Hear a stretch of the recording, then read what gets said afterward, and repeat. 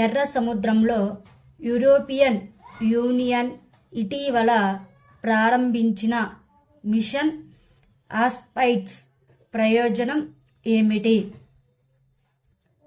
Iran మద్దతు గల Houthi తిరుగుబాటుదారుల దాడుల నుండి వాణిజ్య నౌకల రక్షణ.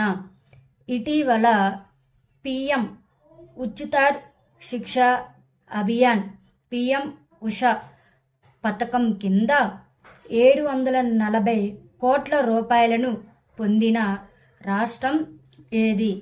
ఉత్తర్ ప్రదేశ్. ఇటీవల వార్తల్లో చూసిన క్వాసర్ అంటే ఏమిటి? Active Galaxy nucleus. ఇటీవల వార్తల్లో చూసిన ముఖ్యమంత్రి హరిత్ వికాస్ ఛత్రవృత్తి యోజన ఏ రాష్ట్రం ద్వారా ప్రారంభించబడింది? హిమాచల్ ప్రదేశ్. ఉత్తర భారతదేశంలో మొట్టమొదటి పిజ్జా ఏటీఎంని ఏ నగరంలో ఆవిష్కరించారు?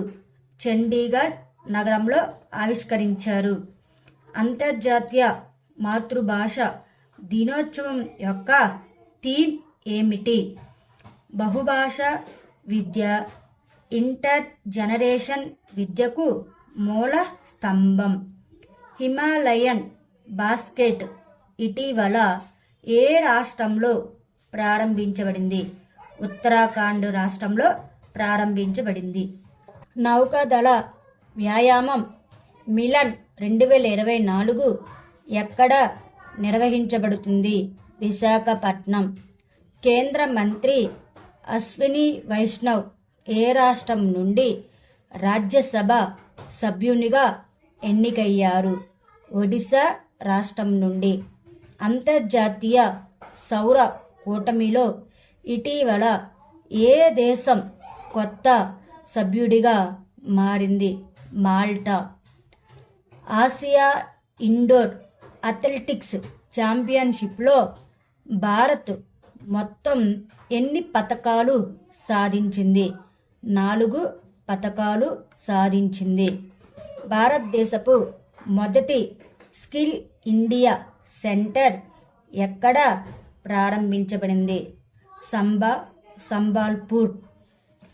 బహుళ జాతి సైనిక వ్యాయామం శాంతి ప్రయాస్ 4 ఏ దేశంలో నిర్వహించబడుతుంది? నేపాల్ దేశంలో నిర్వహించబడుతుంది. ఇటీవల వార్తల్లో చూసిన మిషన్ ఆస్పైడ్స్ దేనికి సంబంధించినది?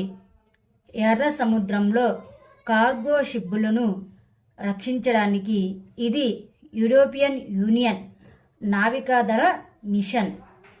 ఓటరు అవగాహన ప్రచారంలో పంజాబ్ స్టేట్ ఐకాన్గా ఎవరు పేరు పొందారు? శుభమన్ గిల్. ఇండస్ ఎక్స్ శిఖరాగ్ర సమావేశం ఏ నగరంలో జరిగింది? న్యూఢిల్లీ. ఏఆర్పిఎస్ఎఫ్ కానిస్టేబుల్ జీవన్ రక్ష పథక్ అవార్డు పొందారు శశికాంత్ కుమార్.